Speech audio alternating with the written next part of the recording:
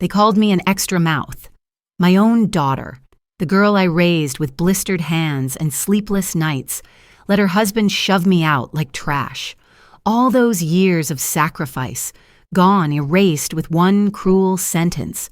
But what they didn't know was this: a woman who has survived hunger, grief, and loneliness does not disappear. She waits. She builds in silence. And when the moment comes, she holds the very keys to their comfort. I am that woman. And this is how I turned their greed into my power, their laughter into rent, and their betrayal into my quiet triumph. I used to believe sacrifice was a kind of currency, that if I gave enough of myself, poured every drop of strength into raising my daughter, life would eventually reward me with peace. My name is Margaret Hollis. For 35 years, I woke before dawn and worked until long after the moon rose, my body carrying the scent of yeast and sugar like a second skin. 16 hours a day inside a bakery, kneading dough until my wrists ached, sweeping flour from the floor with legs that trembled, boxing pastries with fingers cracked from heat and cold. And yet, every night when I counted the day's meager earnings, I thought only of Rachel, my girl, my reason. When my husband died suddenly in a factory accident, I was 31 and Rachel was barely 6. People told me to remarry, to find someone who could provide, but I knew no man could replace what we'd lost. Instead, I sold my wedding ring, the one piece of gold I had left, to cover Rachel's school tuition. I told myself it was temporary, that I'd find another way to keep her future intact. Watching her walk into class with a ribbon in her hair, unaware of what I'd given up, was enough to silence my grief. The bakery became my battlefield and sanctuary. Every loaf I baked carried more than flour and water. It carried the weight of survival. There were nights when my hands bled from fissures deep as paper cuts. But when Rachel woke with a fever, those same hands cooled her forehead with wet cloths.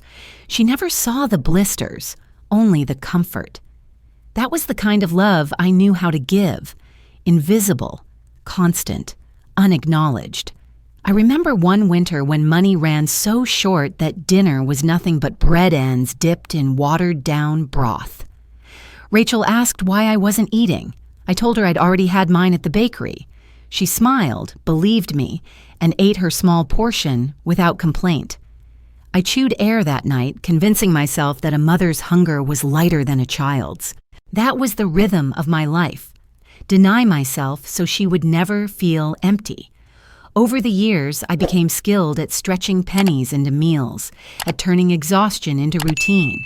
My coworkers at the bakery joked that I was part of the walls, that if they ever knocked the place down, I'd still be standing in the rubble with a rolling pin. But I didn't care about their laughter. What mattered was Rachel's graduation, her cap and gown, her smile wide as she waved to me in the crowd. I clapped until my palms stung, thinking, this is my reward. She is my reward. When Rachel wanted to attend college, the tuition bills looked impossible. But impossible wasn't a word I allowed myself. I took double shifts. I cleaned offices at night after the bakery closed. I braided my aching legs into silence and pushed through. Every envelope I mailed to the bursar's office carried my lifeblood. I never told her the truth. I wanted her to believe the world was generous, that education came without cost. I wanted her to feel carried, even if I was drowning. Years blurred together. Rachel's wedding came, and I pressed a few crumpled bills into her palm, my small contribution to a future I hoped would hold her gently. I smiled wide, though my chest felt hollow as I realized I couldn't afford a proper gift. She hugged me quickly, distracted by the guests, and I told myself it was enough just to be there. Sometimes, late at night, I allowed myself one fantasy, that when the weight grew too heavy, when my body slowed and my hands could no longer knead or scrub, Rachel would look at me with eyes full of gratitude. She would take my hands, these hands that had built her world, and whisper, "Mom, you don't have to struggle anymore." That hope was the thread I held onto, the candle I shielded from every wind. I didn't need riches. I didn't need applause. I just needed my daughter to see me, to recognize that everything she stood on was laid with bricks of my sacrifice. But life is unkind to those who wait for recognition. The bakery closed one spring after the owner fell ill, and I stood outside its shuttered doors with nowhere to go. My savings were thin, my back ached constantly, and for the first time, I wondered if my body had given too much to survive much longer. I turned to Rachel then, not for money, not even for comfort, just for a place beside her. I thought it was the natural cycle. Parents give, children shelter. I thought she would understand. I was wrong. Looking back now, I realize the clues were always there. Rachel rarely asked about my health, rarely noticed when I coughed through dinners or when my knees swelled. She had her own life, her husband, her future. I told myself it was normal, that children grow busy, that love doesn't always look like attention. But inside me, that fragile hope flickered weaker with each year. Still, I believed. I believed because believing was the only thing that kept me from collapsing. I believed because if I admitted the truth, that maybe she didn't see me at all, I would crumble like stale bread. And so I kept holding on to that dream, that one day she would clasp my tired hands and say, "Mom, you don't have to struggle anymore." But that day never came. When Rachel married Ethan, I convinced myself that my sacrifices had finally borne fruit. He was polite the first time we met, his handshake firm, his smile practiced. I tried to believe she had chosen well, that she would have a partner to protect her as I once had. After the wedding, when the reception lights dimmed and the guests left, I stood by the doorway watching her lean into him, laughter bubbling from her lips. My chest filled with relief. At last, she was not alone. At last, maybe I could rest. So when Rachel suggested I move in with them, I felt a flicker of hope. My knees had grown weaker, my back stiff after decades bent over counters and ovens. The bakery had closed, and I was tired of the silence of a rented room. I thought living with them would be natural. I imagined mornings spent with a grandchild in my lap, afternoons in the kitchen teaching Rachel the recipes her grandmother once passed to me. It felt like a soft landing after a life of storms. At first, the house seemed welcoming. They gave me the spare room, and Rachel hugged me as she placed fresh sheets on the bed. Ethan nodded, offering to carry my bags upstairs. "Make yourself at home," he said. His tone was flat, but I brushed it aside.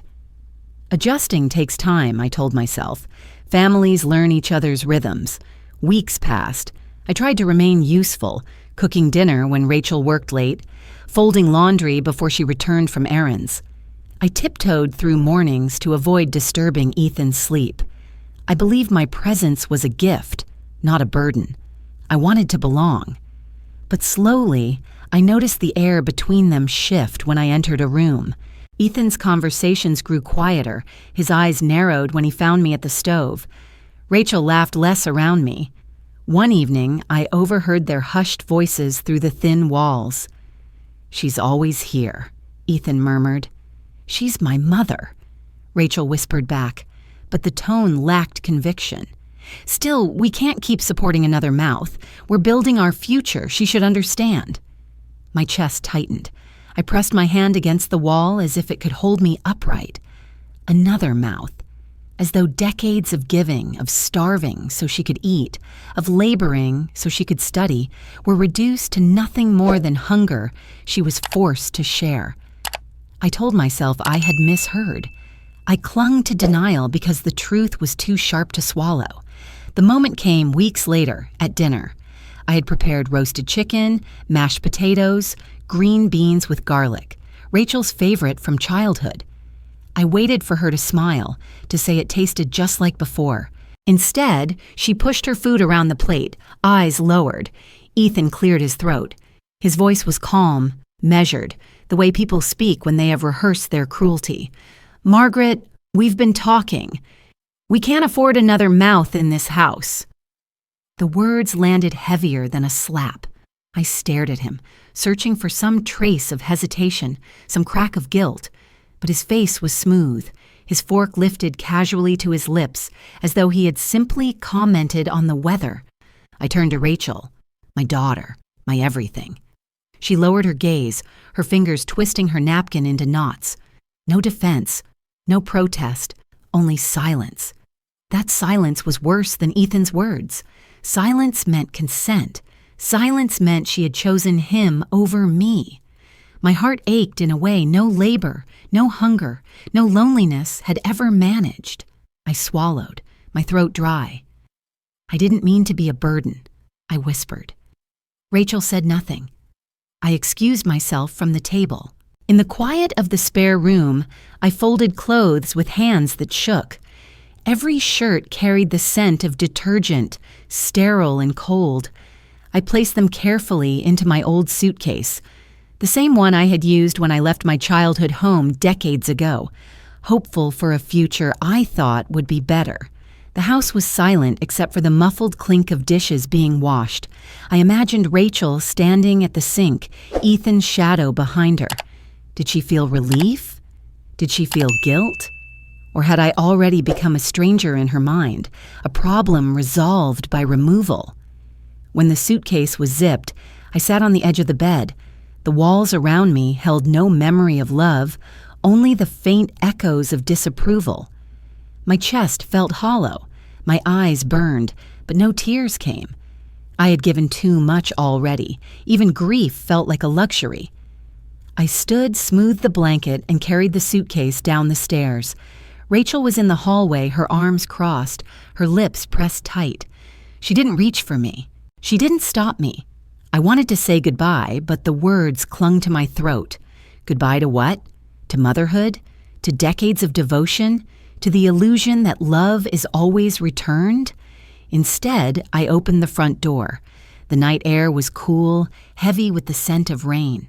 I stepped outside, the suitcase dragging slightly against the concrete.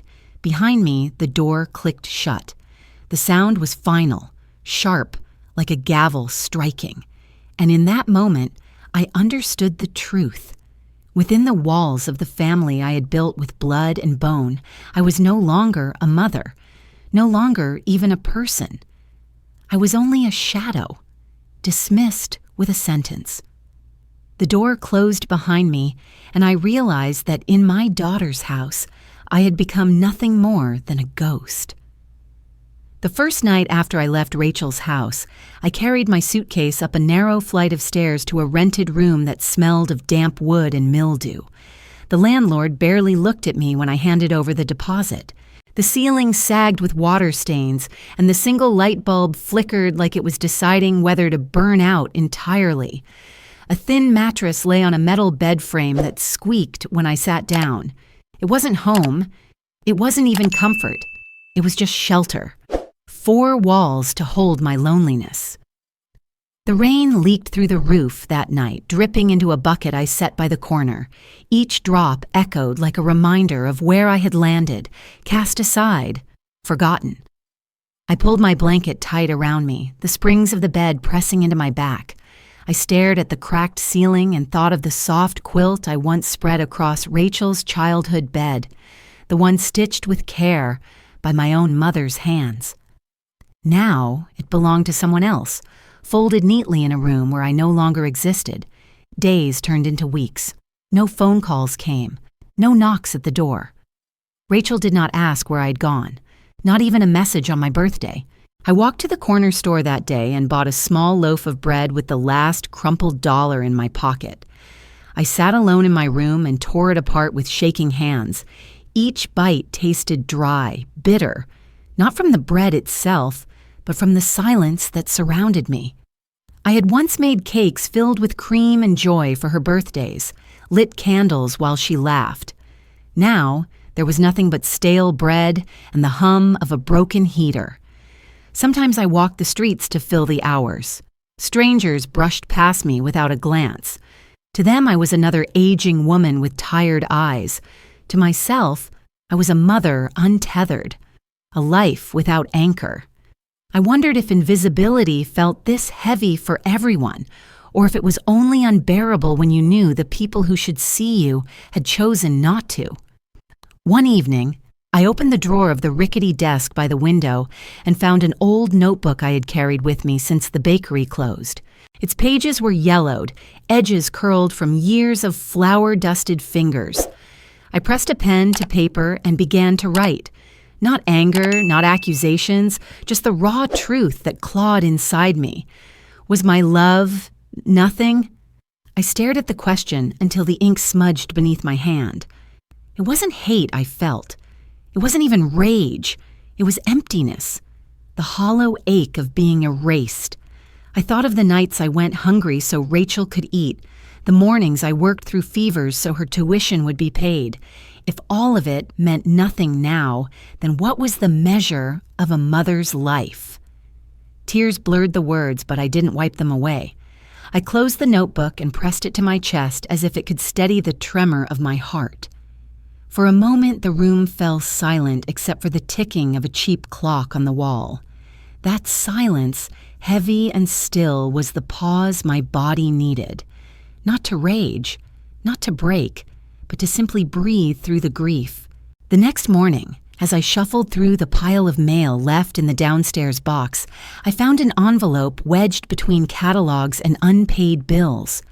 At first, I thought it was another flyer I would toss into the trash, but when I opened it, my breath caught. Bold letters stretched across the page. Building at 17 Maple Avenue, property auction. My pulse quickened. Maple Avenue, that address was too familiar. I read it again and again, my fingers trembling.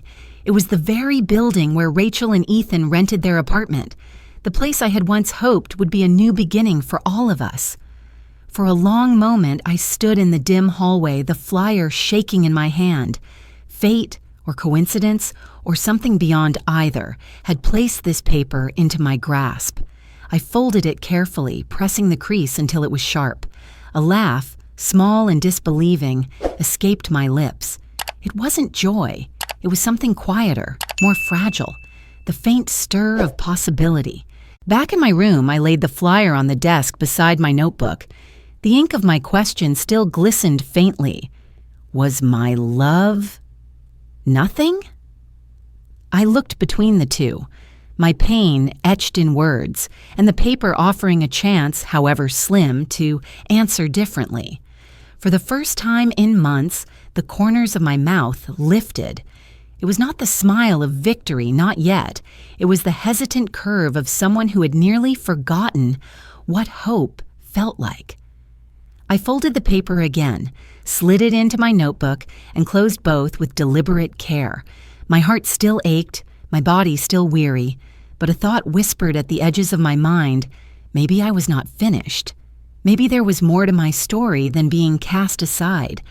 And in that fragile moment, with the sound of rain dripping once more into the bucket by my bed, I let the first weak smile in months stay on my face. The flyer about the auction sat on my desk like a challenge, like a whisper from fate asking if I still had strength left. I touched it every night, running my fingers along the crease I'd pressed into it, as though the paper might dissolve if I let go. At first, the idea seemed absurd. I was 62, with little savings and no place in anyone's plans. Yet the thought lingered. Had I not built everything once before from nothing?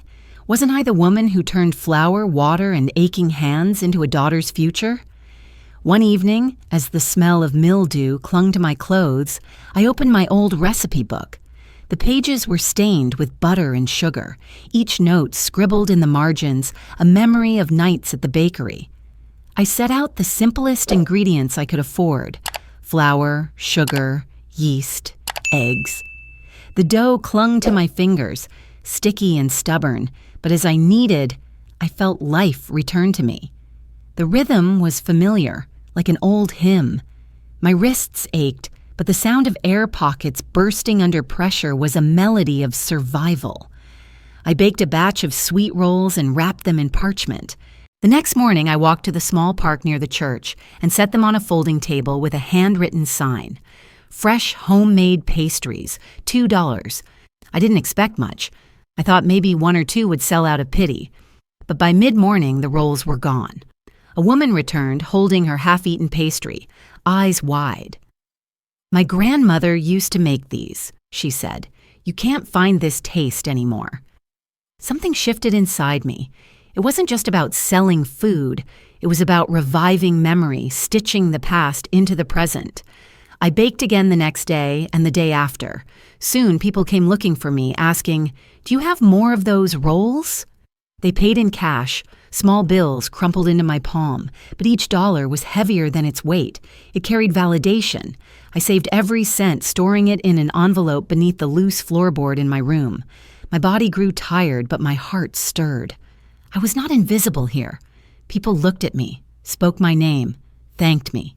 The emptiness began to crack, light spilling through. One afternoon, a man stopped by my table, neatly dressed, carrying a leather briefcase. He bought a roll, bit into it, and froze. "This is remarkable," he said. His accent was refined, his tone deliberate. "Where did you learn to bake like this?" I hesitated, then told him about the bakery, about the decades I'd spent behind ovens that no longer stood. He nodded slowly. "You should think bigger. People would pay for this." The words landed like a spark on dry wood. Bigger. I had thought too small, convinced myself that survival was all I could reach for. But what if survival could become something greater? What if the very thing that had sustained me all these years could carry me further still? That night, I sat by the window, notebook open, pen scratching furiously. I listed costs: flour by the pound, sugar in bulk, yeast from suppliers. I calculated how many rolls I'd need to sell to double my savings. The math was shaky, my resources thin, but the possibility glowed on the page. I remembered my daughter's words from childhood. Once, when I'd been too tired to stand, Rachel had wrapped her small arms around me and said, "You're the strongest person I know." Those words had carried me through long shifts, fevers, and loneliness. They returned now, unbidden, both painful and sweet. Maybe I wasn't strong in the way she once believed, but strength had many faces, and mine was still here, hidden beneath scars and calluses. I kept baking, kept selling. The church ladies started ordering trays for their gatherings. A cafe owner down the street asked if I could supply a dozen every morning. My hands moved like they once had in the bakery. Swift, sure, relentless. Every ache in my bones was matched by the steady growth of the envelope beneath the floorboard. The auction flyer remained taped to the wall above my desk. Each time I looked at it, I no longer saw impossibility. I saw a doorway. Not just into owning a building, but into rewriting the story Rachel and Ethan had written for me. They had cast me aside as a burden, an extra mouth. But I knew now, I was not extra. I was enough. More than enough. On the eve of another baking day, I washed my hands in the sink, staring at the veins rising beneath my skin, the lines etched into my palms. These were not the hands of defeat. They were proof of endurance, of creation, of a mother who had given and could still give, only this time to herself. I looked at those hands, scarred and stubborn, and whispered into the quiet of the room, "Maybe it's not too late." The weeks of baking, saving, and counting small bills turned into months. Every envelope tucked beneath the floorboard grew heavier. Each tray of rolls and loaves sold at the cafe felt like another brick laid beneath my feet. Still, I knew it wasn't enough. The flyer pinned to the wall whispered that the auction date was approaching. I needed more than determination and pocket change. I needed a leap. I went to the bank, my heart pounding as I sat across from a young loan officer who could have been Rachel's age. She flipped through my paperwork, her pen tapping against the desk. "You don't have much collateral," she said gently, almost pitying. I nodded, gripping the edge of the chair. "I have my retirement fund," I told her. "It isn't much, but I'm willing to use it." Her brows lifted. "You're certain?" I was. Retirement had been a fantasy long before this day. What was the point of saving for years that might never come if I was already living as though I had no worth?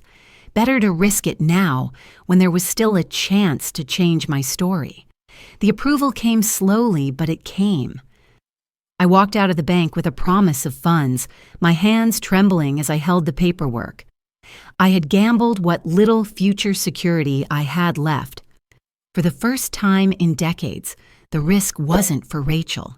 It was for me. On the morning of the auction, I wore my cleanest dress and carried my documents in a folder, pressed tight to my chest.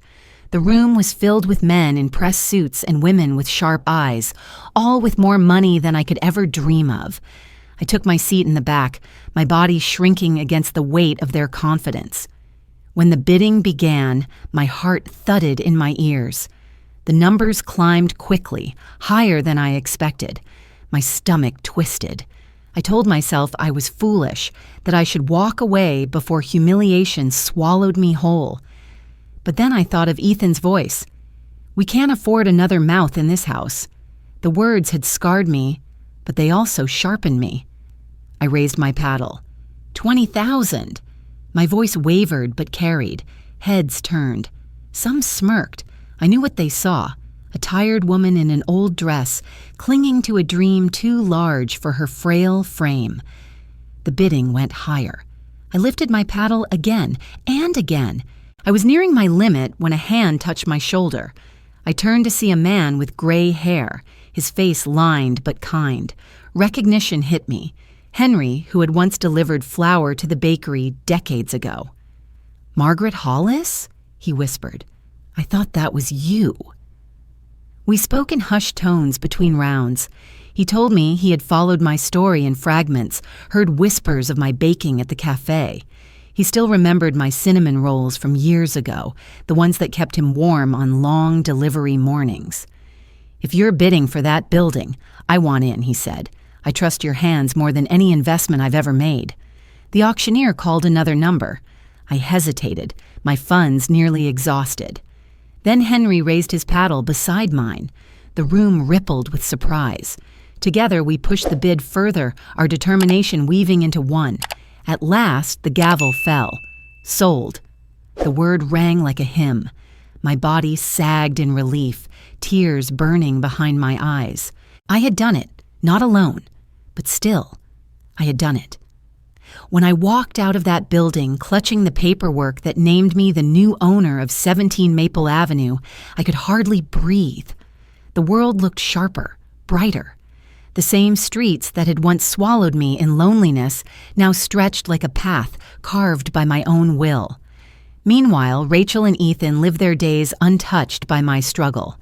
I saw them only through the digital window of social media. Photos of smiling dinners, weekends at the park, captions about their blessed life. They posed with glasses of wine, with new furniture, with plans for vacations. They had no idea the walls around them now bore my name. I did not comment. I did not reach out. Silence had become my shield, and now my power.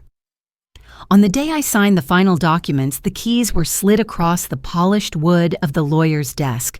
My fingers closed around the metal, cool and solid. Keys, not to a room of mildew and dripping ceilings, but to a building that once symbolized my exclusion.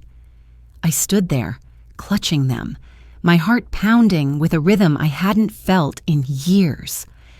I whispered to myself, low and steady, "You called me an extra mouth. Now I hold the roof above yours." The letter went out on a gray Monday morning, typed neatly and delivered with the rest of the tenant's mail. It carried my new seal as landlord, though no one knew my name yet. It was simple, direct. Rent was being adjusted to reflect market value, effective immediately. For Rachel and Ethan, it meant their monthly payment would triple. I imagined the way Rachel's hands might tremble as she read the notice, Ethan's voice rising in disbelief. For decades, I had lived with scarcity, with sacrifice. Now the balance of power had shifted, quiet as the turn of a key. I didn't have to wait long. Within days, a request arrived through the management office. The tenants of Unit 3B wanted to meet the new owner. They sounded desperate in their phrasing, pleading for reconsideration. I agreed, setting the appointment in the downtown office I had rented for business. It was spare but dignified, a desk, 2 chairs, and sunlight filtering through tall windows. The morning of the meeting, I sat at that desk, my hands folded neatly on the papers before me. My heart beat steadily, but not with anger. Anger had burned itself out long ago, leaving only the cool steel of clarity. The door opened, and I heard their voices before I saw their faces. Rachel entered first, her hair pulled back, her eyes wide with panic. Ethan followed, jaw tight, a folder clutched in his hand as though numbers on paper could shield him from reality. When their eyes landed on me, the silence in the room thickened. Rachel's lips parted, but no words came. Ethan froze in the doorway, color draining from his face. "Mom," Rachel whispered at last. I didn't smile. I didn't scowl. I simply looked at them, steady and unflinching. "Please have a seat," I said, my voice calm. They sat down slowly, as if the chairs might betray them. Ethan cleared his throat first, eager to take control. "There must be some mistake," he began, sliding his folder across the desk. "We can't possibly pay this. It's unreasonable. If you reconsider—" I raised a hand and he fell silent. My gaze shifted to Rachel. She was trembling, her eyes darting anywhere but mine. I waited until she finally met my stare. "I am not your burden," I said, each word deliberate, unshaken. "I am my own." The room held its breath. For years I had been silent, carrying weight no one saw. Now, with just those words, the silence belonged to me. Rachel's eyes filled with tears. "I never wanted," she began, but stopped. The truth was heavy on her tongue. She had wanted once to be free of me, to believe that her life would be easier without my shadow. That moment at the dinner table had proven it. Her silence had cut deeper than Ethan's words ever could. I stood then, pushing my chair back with a quiet scrape. The light from the window spilled across my shoulders, warm against my tired frame. I looked at them, not with anger, not with triumph, but with something stronger, dignity. For a moment no one spoke.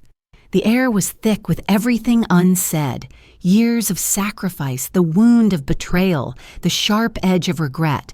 My chest rose and fell steadily, each breath a declaration that I had survived what they thought would break me. Then I reached for the papers on my desk. With a pen, I signed my name across the bottom of a single sheet. I slid it forward. Ethan grabbed it, scanning quickly, confusion etched into his face. "It says, we have 1 month," he asked. "Yes," I said simply. 1 month. Consider it a grace period. Rachel looked up sharply, surprise mixing with shame. "You're not evicting us?" I shook my head. "I could, but I won't. 1 month. Use it well." The truth was, I wasn't here to destroy them. I wasn't here to repay pain with pain. I had already won the only battle that mattered, reclaiming myself.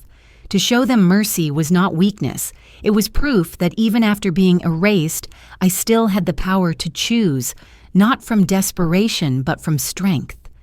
I gathered my things, slipping the keys into my pocket. My footsteps echoed as I walked to the door. At the threshold, I paused, glancing back only once. Rachel sat with her hands pressed to her mouth, Ethan staring at the floor. They were small now, diminished not by my words, but by their own realization of what they had lost long before this moment. Without another word, I stepped into the hallway.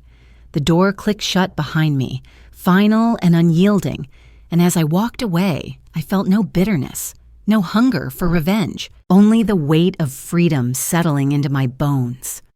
For the first time in decades, I belonged wholly to myself. And somewhere beyond the walls of that office, I knew others would hear my story, would ask themselves the question that still echoed in me. If one day your own blood denied your worth, would you have the strength to rise again?